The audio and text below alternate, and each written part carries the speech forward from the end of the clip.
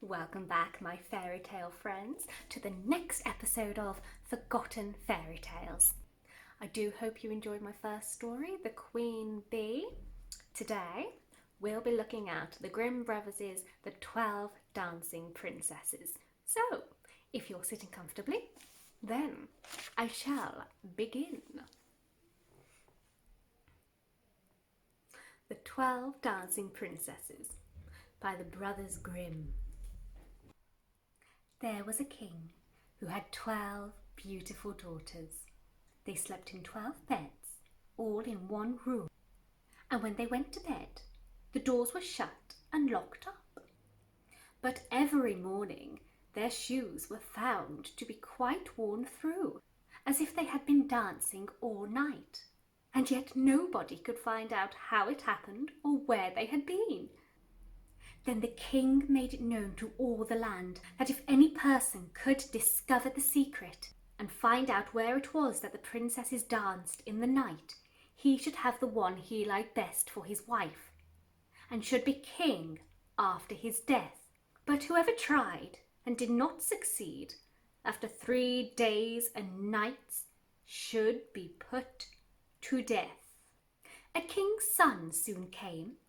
He was well entertained, and in the evening was taken to the chamber next to the one where the princesses lay in their 12 beds. There he was to sit and watch where they went to dance, and, in order that nothing might pass without his hearing it, the door of his chamber was left open. But the king's son soon fell asleep, and when he awoke in the morning, he found that the princesses had all been dancing, for the soles of their shoes were full of holes. The same thing happened the second and third night. So the king ordered his head to be cut off. After him came several others who all had the same luck and all lost their lives in the same manner.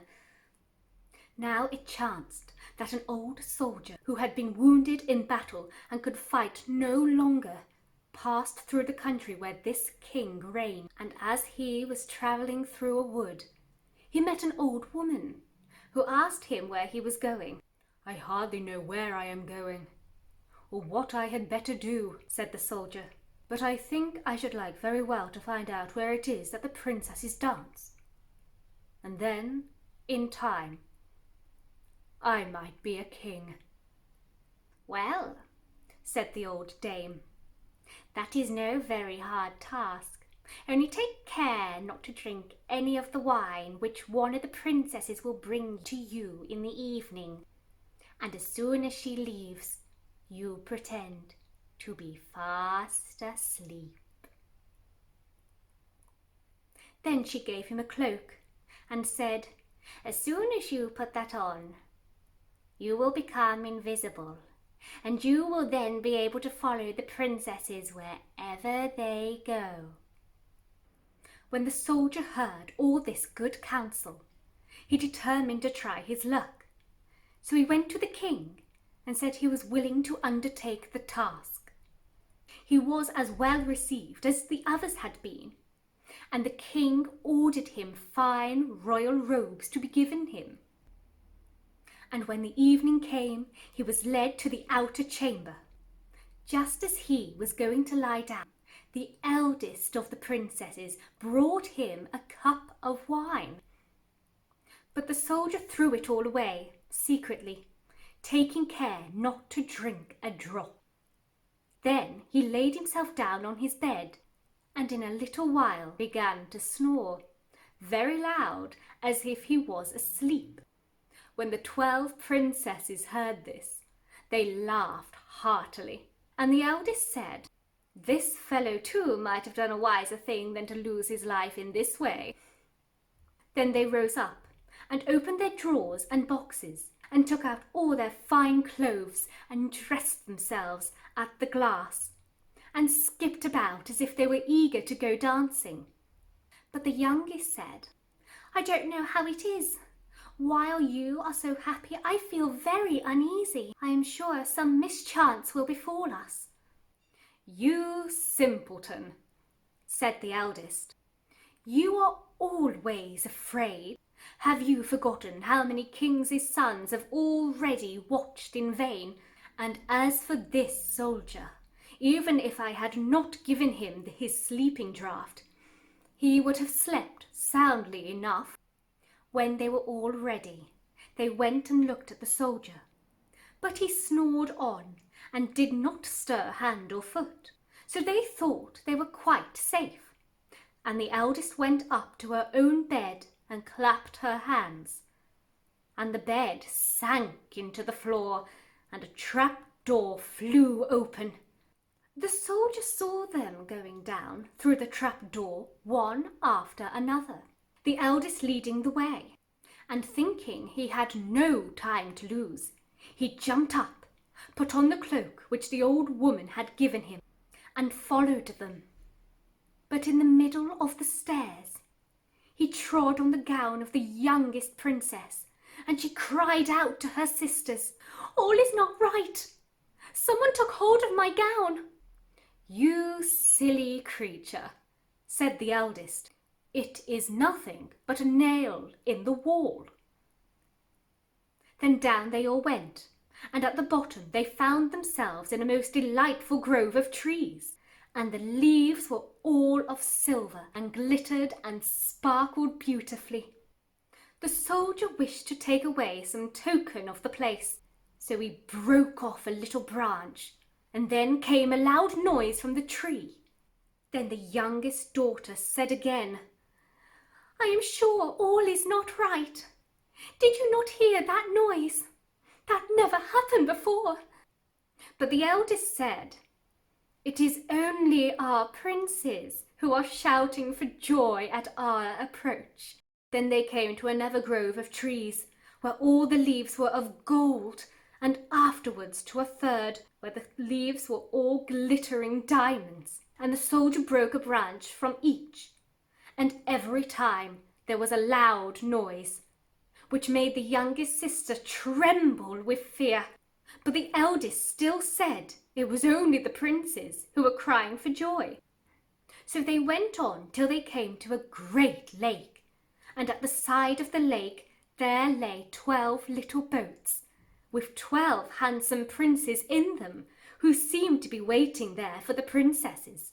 One of the princesses went into each boat, and the soldier stepped into the same boat with the youngest.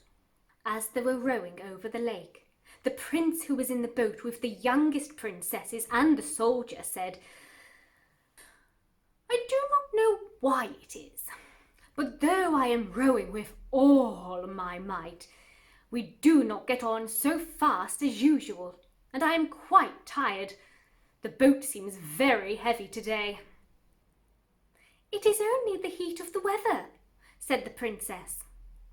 "I feel it very warm too."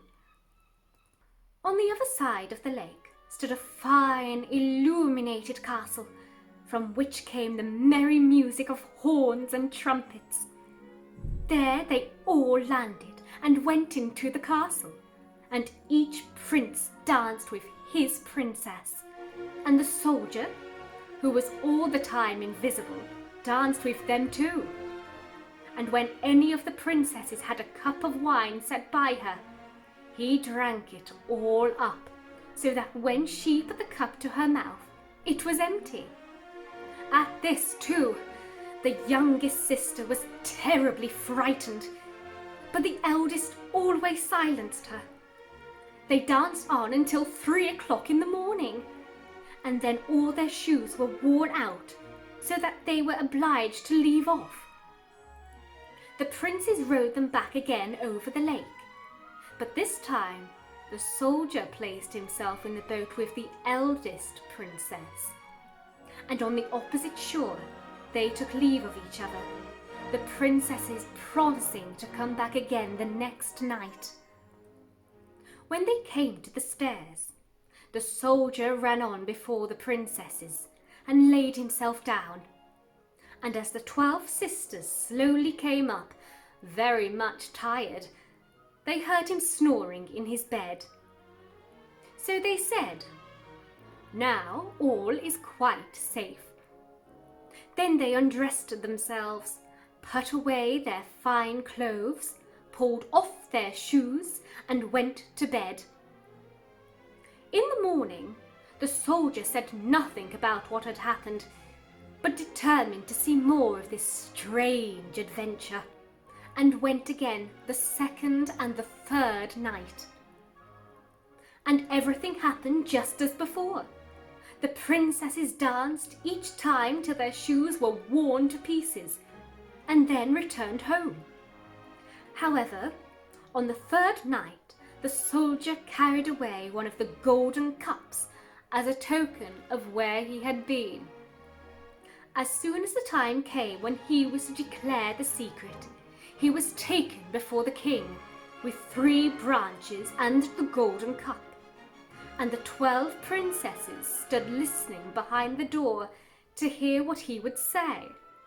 And when the king asked him, "Where do my 12 daughters dance at night?" he answered, "With 12 princes in a castle underground."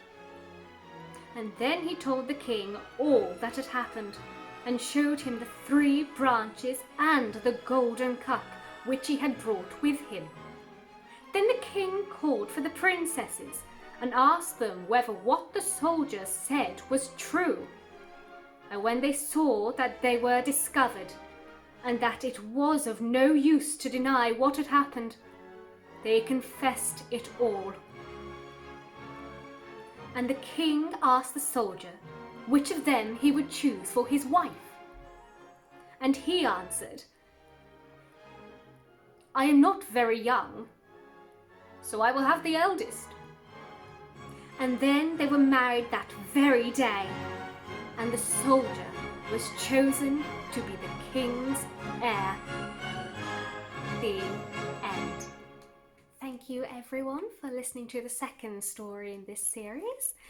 If you would like to hear a specific story being told, then please comment below and subscribe for future fairy tales coming to you very soon.